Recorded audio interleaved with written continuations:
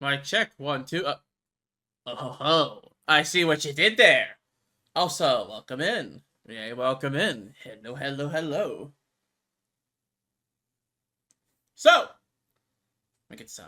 I'm trying to get the music on because I've been having a little bit of trouble with the background. But this is both a light but lightly serious topic of what we're going to be yapping about. One of the things is that, well, for the most part, we're gonna be talking about a little bit about the story of how I got into essentially Pathfinder Society. Like, I want to talk a little bit about that because tabletop has always been like one of the things that I brought up. The TLDR of it is that tabletop has always been like a big staple on this channel, and also so is food and video games. I wanted to add story times with that because, well, that's one of the things that I want to enjoy. But let's take this like years back. Like, I'm talking like before I even knew any of y'all. Like, I was not much of a coherent person at the time. In fact, I was way too derped out. But that's okay. You know, we all have those days or years. You know, the years. Also, hopefully my mic is coming in just fine with the music. But yeah, the long story short of it, I found this place called, well, it was known as a comic store at the time. I forgot the name, but we decided to chill out. I was introduced to people that were rolling dice, D20s, D4s, all that stuff, and I was like, hey, what kind of stuff is this? What do we have here? And they told me, oh, they were playing Pathfinder, and they asked me if I knew about D&D, 5th edition, any of that stuff. I'm like, no, not a clue, not a clue, not a clue. I'm like, oh, then why don't you just come down and watch us, just watch what we're gonna do. And I'm like, alright, bet, let me just make that happen. So I sat down watching how these people played and acted everything out, and oh my goodness. It was actually pretty fun watching them roll dice, whether they succeeded epically or... well, yeah. Let me tell you something, guys. In first edition, if you rolled on that one, it was terrible. Please don't roll on that one. But yeah. I decided, in my infinite wisdom, to sit down with these guys and build a character. My first character was a half-orc fighter. Of course, fighter, you're doing your thing, swinging your sword, doing all the cool stuff with that. And my first game with him, I actually was able to take a couple crits here and there and dish out crits of my own. Although back then, when it's Pathfinder 1st edition, once you had a nat 20, you had to roll to confirm the crit, because you're confirming whether or not, oh yeah, guess what? Did you actually crit him, or you just hit him outright? I'm like, okay, so I've got to make sure I remember this, jot it down. Kaput, the guy was paced, because I just chopped him up with a great axe, that kind of thing. Now, let's take it 5 years later. Like, absolutely 5 years later. I met one of my friends who actually, in ways, helped me out a lot during my Pathfinder years. Their name is Hecc. Hecc Shields. They run nowadays a 2nd edition, start play. I'll always hype them up on that one. Let me tell you something. Let me outright tell you something. The first time we met, it was in 1st edition, and I was playing an alchemist. I tried to Kobe a alchemical flask over his head and onto the enemy. Unfortunately for me, I hit him in the back. Yes, it did a splash damage, but that'll always be like a yearly thing brought up, especially during the anniversary when we met. And I was like, oh, Lord. It was pretty funny, for me at least. I know it's funny for him too, but it's like, that was how we met. And then we started building up on different Pathfinder characters. We built, one thing led to another in that regard, and I'm just like, yeah. The longer version of it is that some of my family actually was trying to run games at a local game store, and they were the venture captain at the time. Until they had to move, and things kind of fell apart there, here, and there. But then, if you think about it, it was kind of a blessing in disguise, because there was a lot of tension back then. Because remember, we're having new people, old, new, people who played 5th edition, and some who played none at all. So learning a system was a pain. Learning a system at any given time is a pain. I'm not even gonna pretend. I remember when I first started playing Pathfinder in general, that I was so confused on a lot of the terminology. But yeah, it was like learning off flat-footed or flanking, sickened, that kind of thing. Like, I'm more akin to the 2nd edition when it comes to that stuff. And Pathfinder 2nd edition has always been like more of a comfort game for me. And learning 5th edition, trying to learn both things at the same time was like trying to cram down a lot of information into a giant sandwich. The sandwich was 10 feet high, and you had to try and Kirby bite into it. Like, absolutely, it was painful. But I love both editions in a sense, because some has freedom, some has variety. And you could probably tell which is which. But I always love learning different systems and learning different things about every aspect of a game or two. Every game that I've ever played, whether it be 5th edition, whether it be Pathfinder 1st and 2nd edition, has always been like a interesting concept, especially when you mix them up, especially terminology like persuasion, diplomacy, society, or investigation, or local. No, it's local. Now we have like different lores for different everythings. And it's actually pretty fun. That means you can flavor your character any way you want, no matter how you slice it. You can just be like, okay, so I am this kind of person who knows basically orc lore, or undead lore of a specific city. But honestly, I do not recommend you try going specific cities unless it's a campaign setting, or you're a lore master like me who weaponizes their fixation on the Pathfinder world known as Galarian. I recommend that you guys, like, if you guys look into it with care, because it evolves really quickly. A lot of the times, in the world of Galarian, you will actually find out that essentially, as society grows, and as different things play out, you're actively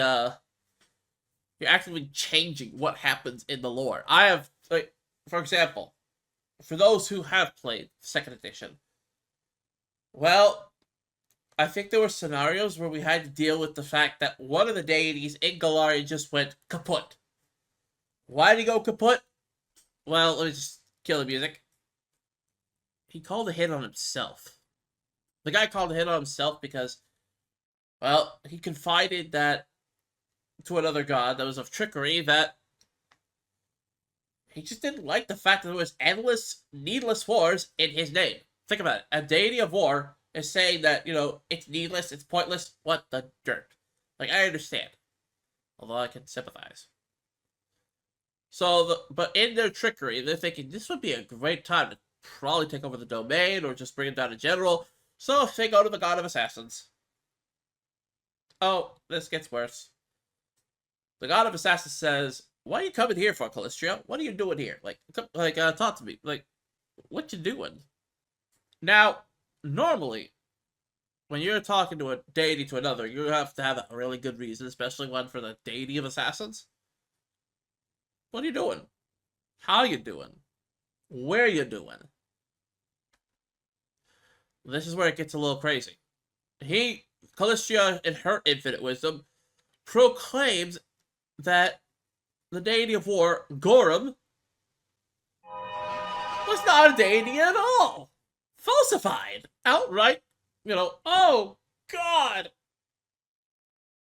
It was pure pain. So imagine that hearing that, and suddenly in a scenario where everyone's kind of like, I hope somebody doesn't die.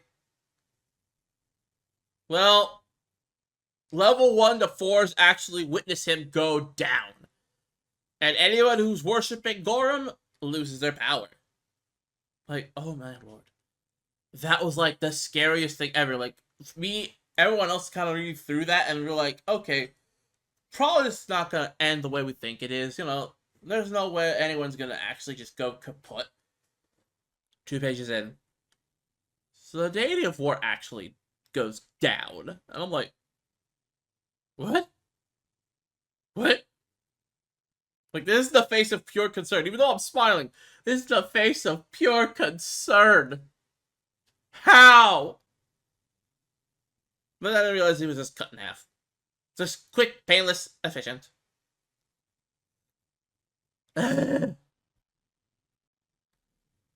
Like, somebody wrote in their infinite wisdom that they craved violence at that point. They craved a big amount of hackings. But yeah. Me and my friend Hecc have gone way back, and we have made many a character, and he runs many a game.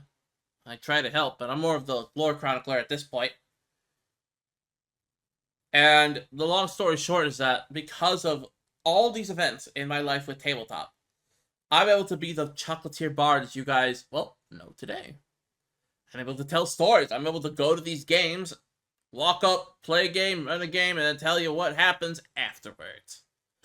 I try to keep everything a little bit fresh. Like, for example, last month, we dealt with a prank war.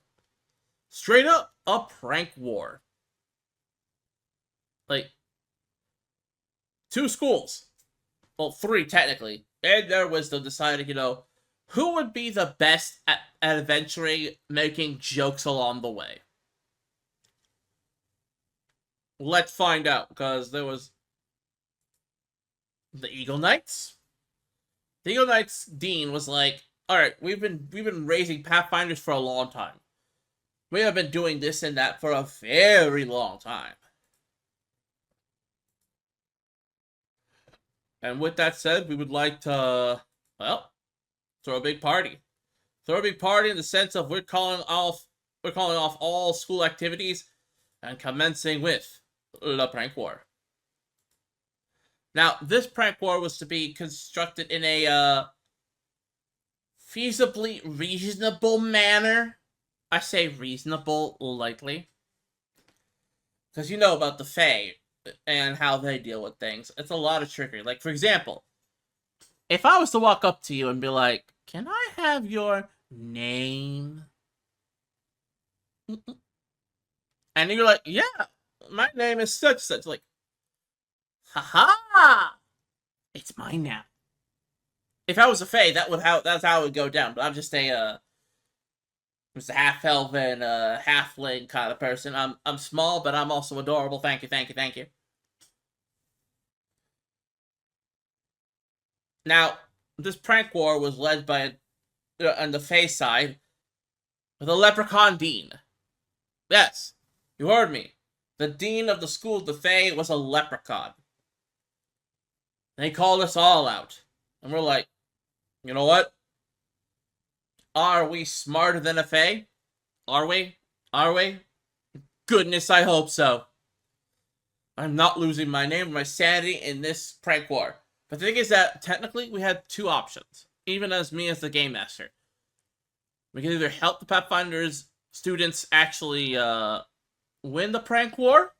Or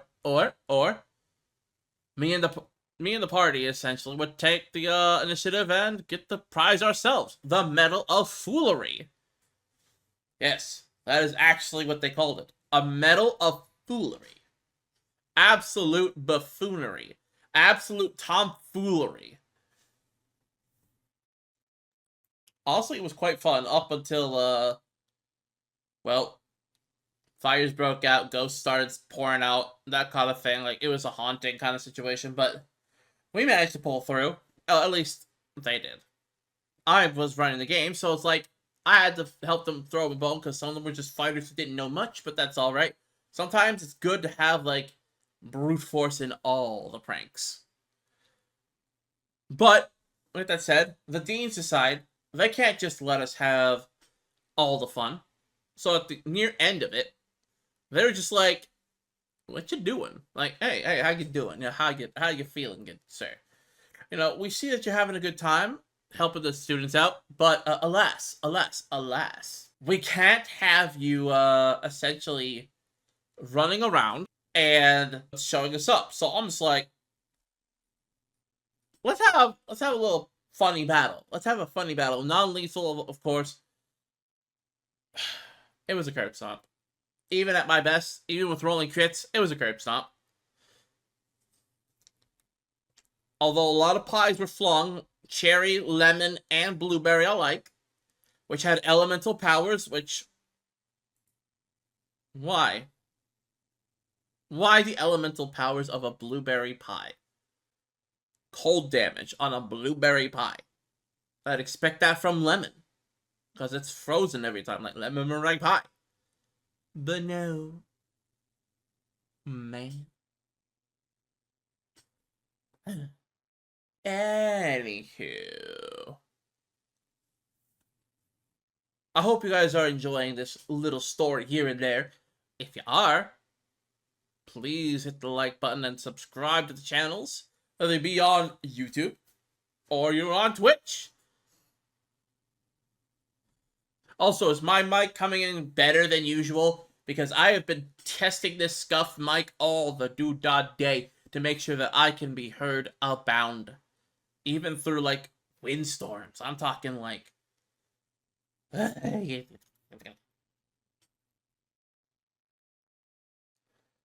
yeah. Sounds clear. Yes. Yes. Another scenario we have indeed been throwing around, which is basically like Pathfinder X-Files. We have been dealing with games from the Dark Archive.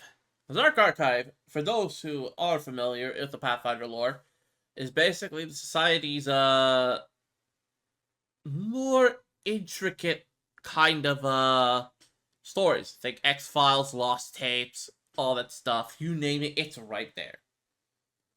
And they have case files that you open up, you teleport it in, and you know you roll the initiative. That's what you do. That is exactly what you do. Now imagine this: we're essentially squaring up with Bigfoot at this point. I'm like, everybody's freaking out because there's this supposed guardian who's gone completely rogue. Now, in my infinite wisdom, I'm thinking, mother of derp, we're gonna die here.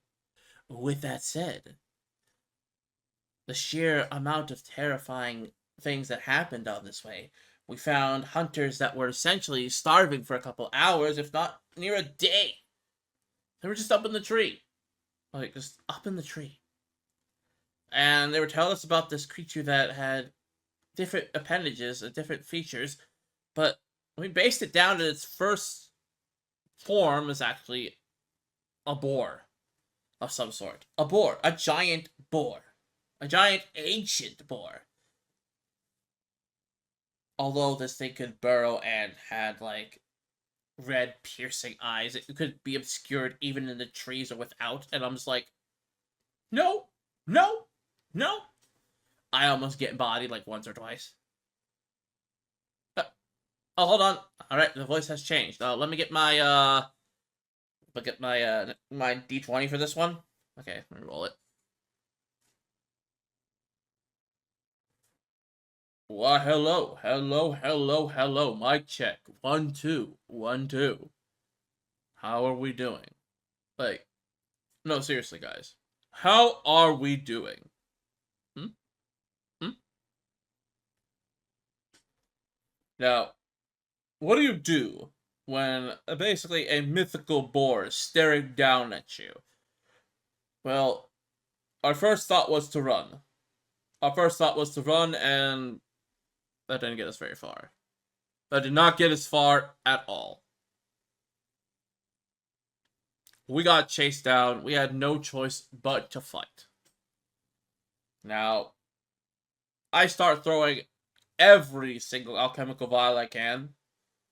Some hitting, some critting, some missing, and more.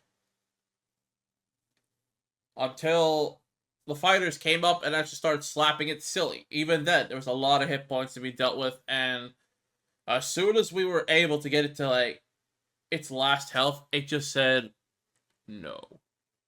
Like, and I looked at the game master like, what do you mean, no? What do you mean, no? It had what is basically known as ferocity. I taste pain. Like, we had it on the ropes. We chased it afterwards, but still, the fact we couldn't bring down the beast. I taste pain. And it almost bothered me. Once, twice, maybe 3 times. What you plotting? Hopefully plotting some soup, because we all need bits of soup, and I think it's time for me to switch my voice again. Okay, we're back. So, we chase it back to its den. We find out it can shoot webs and stuff, and I'm like, what? What? Nani? Razabata.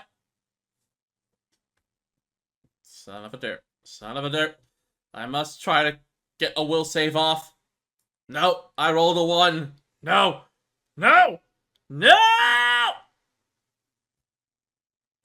Frick. Son of a dirt, but small.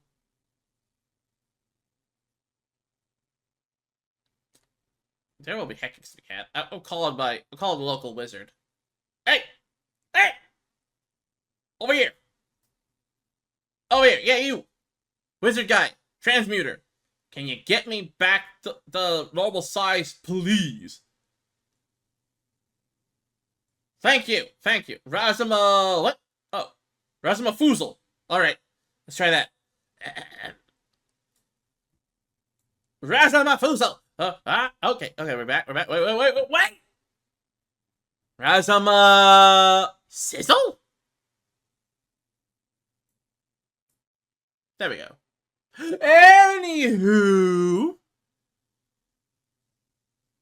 Yes, I am small, angry dirt. Like, why you do me like that? Like, I'm here telling stories, and y'all be hecking me with that. Yeah. Anyway. With that said, we also have the fact that, what do you mean horror story? What do you mean horror story? And our silliness, hold on, let me get the music for it. Hold on. What do you mean horror story? Like, what curious mind brings a horror story to a silly bard story? I wonder. If it's a lost tape case file, that might give us a little insight.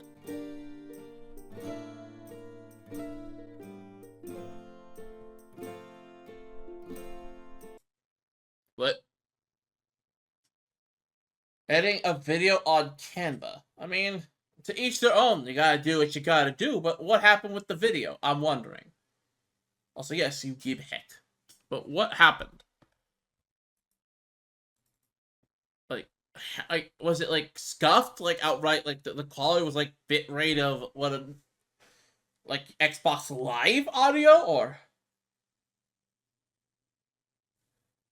I mean, yeah, it's kind of a thing, kinda. It's just that not many people can afford Canva or stuff like that. I use personally.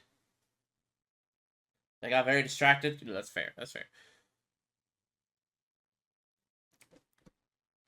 Now, I'm getting distracted because I'm like, we all have our ways of editing. We all have our ways of doing things. I use, like, Sony Vegas and DaVinci Resolve at the same time. Yeah, DaVinci is free. I use it, like... Yeah, it's good for video, especially, like, long form or sometimes short form, depending on the quality of the video or clip that you're grabbing onto. Like, that is, like, a hot take. If you know how to use your bitrate and stuff, and make it not as crunchy in video quality, then I will say DaVinci is for you. It's complex, but it's very much for you. It's very much a intermediate, but also very helpful. And for those who don't know, I do teach editing here and there. I'd be more than happy to show you. You know, probably. If you hit the subscribe button. Also, yes, Sony Vegas. Let me tell you about that, because I think we're done with the to be continued on the Pathfinder story bits. But Sony Vegas has also been a fun one to use, because Miami showed me that there was some silly stuff you could do with it. A little more hands-on. Especially if you are experienced in what you want to do. And there are a lot of presets that could be had with it. There's stuff that you could just throw in now and again. Like, I have the paid version for DaVinci and the paid version for Sony Vegas. And both have helped me a lot, especially if I interchange. From one being the effects, the other one being, well, captions. I try to learn how to make good captions and different reverbs with DaVinci Resolve.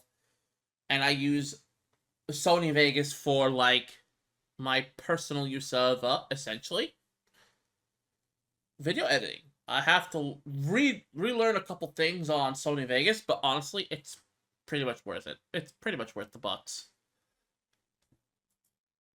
Also, yeah, there's tons of plugins with Vegas. Also, I need to first find a way to make, like, a, what you call it? A redeem for the shrinkage spell. I'm not gonna say it again. I'm not getting myself crit on with that one. But yeah, like, a lot of plugins, a lot of interesting things you could have with Sony Vegas. I'm still learning how to make captions so that we can focus on one thing at a time. But also, I learned some cool stuff with, like, DaVinci, how you can make a reverb, like, sound like a lingering echo at the end of a song or end of a vocal. And it's just so cool. Don't you do it. Don't you do it. Listen. Listen. I've been a good dirt. Don't you do it.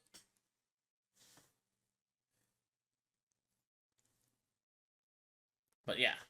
Like, essentially, for the most part, I'm just yapping about because editing has been my bread and butter, which I will bring into more now. There have been people in my life that, well, have brought me closer to editing in the 5 years that I have been. I started out with Filmora, a basic editing software where it was like, yeah, the editing software of Filmora had outright just, gave me essentially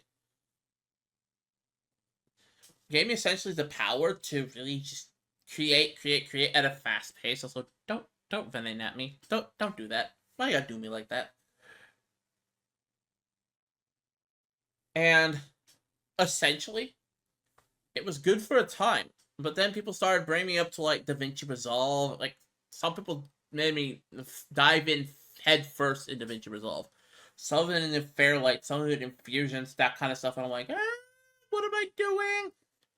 And then I started playing with both, seeing the cons and the pros of both, and, well, there it goes. Like, I have been, for the most part, a big fan of both DaVinci Resolve and Sony Vegas. Filmora, though, had brought its, did its purpose. And no, not this again. No, gotta roll save. Crit, I roll a 1. No.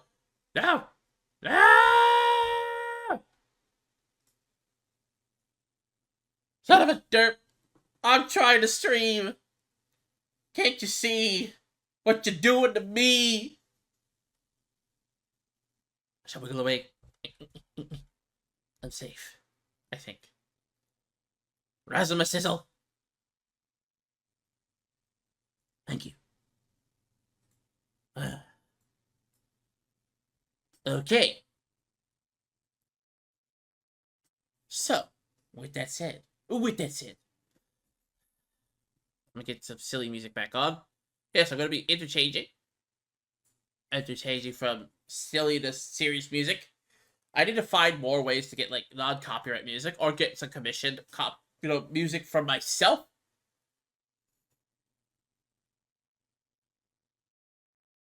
Yes, like I keep failing the will save. The will save. Like I'm trying not to be small in the club, but y'all keep trying to shrink me down. Like, why you gotta shrink me down? Don't bring me down.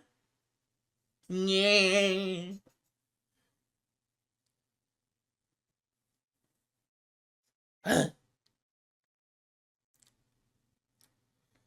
Also, if we're gonna talk a little bit about like certain hackings as well, like editing and like different things I have in my repertoire. There's also the fact that I am experimenting more with chocolate. I have a yes, I do. Now, chocolate. How did I get there? Why am I so obsessed? Because if we take a little time to talk about that, chocolate has been a big comfort since I was a kid. The curious flavor of it, the textures, and the different ways you can just mix and match fruits and certain things with chocolate. It always had me curious, and at one point I wanted to make candy for my friends because when I was a little derp, candy was really a big thing without having too much issue. It was like having one candy or two was just try it. It was impossible.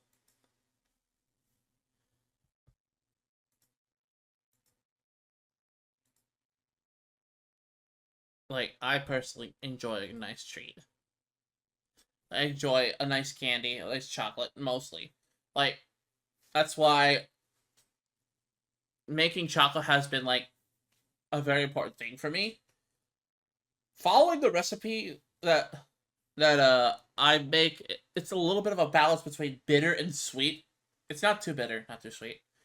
Dark Star chocolate. That's what I started with, and thanks to a certain someone here in the chat, I've been able to manufacture it on a bigger scale.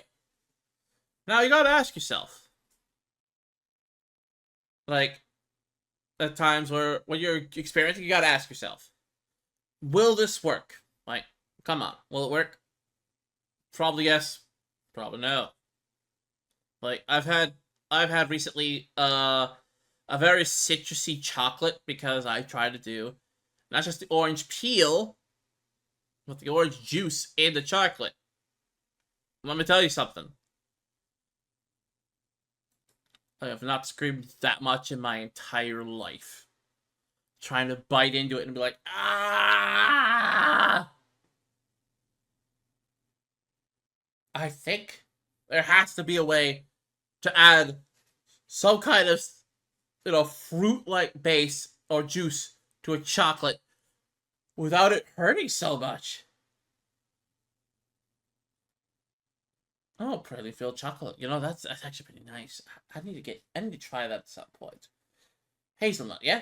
I'll have to write that down because I think I have it somewhere. Like, let me go check the backgrounds. Dang it! So we are devoid of hazelnut.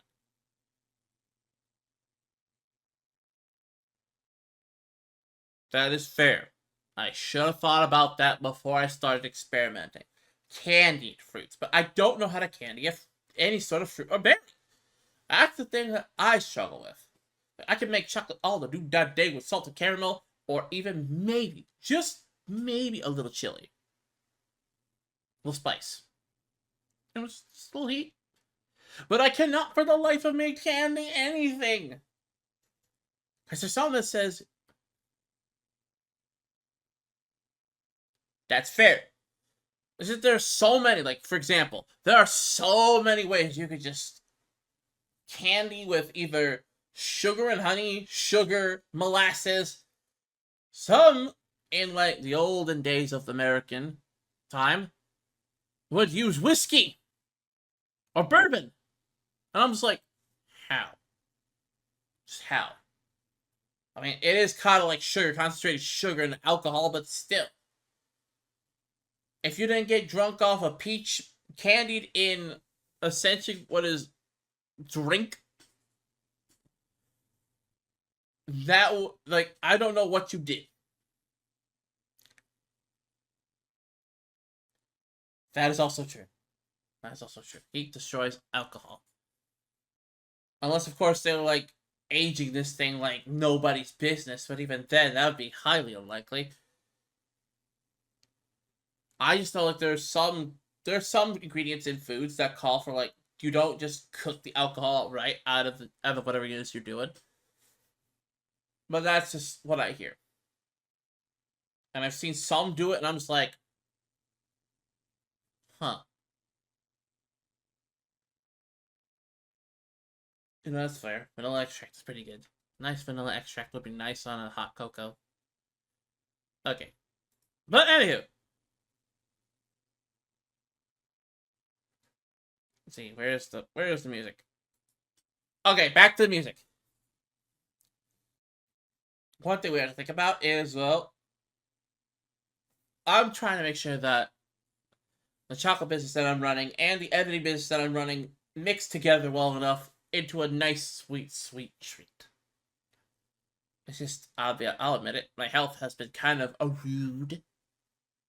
Like, if you had asked me how I did most days when I'm editing, it's like, I swear, if I didn't need the cash, I would take a break. Take a break, have some soup, just chill out, you know? But I'm not complaining.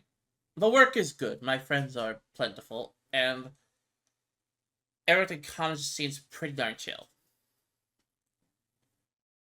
You know what? If I had some water, I would continue to stream a little bit more, but also, like, my throat is just ow, ow, ow, ow, ow, ow.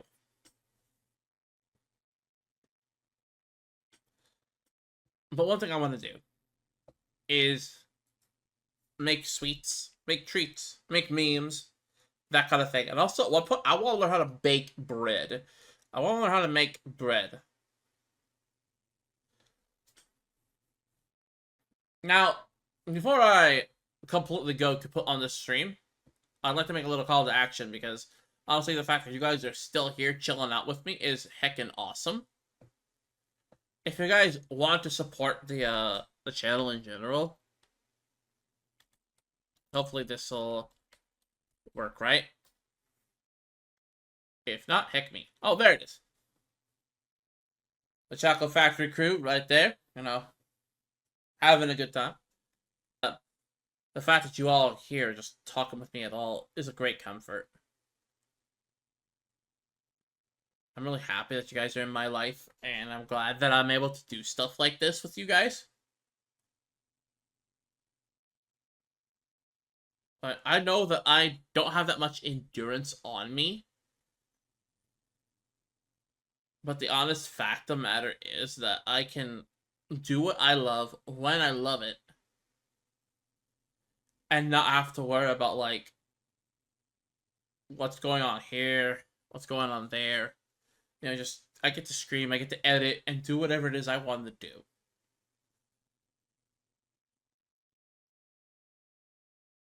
Okay.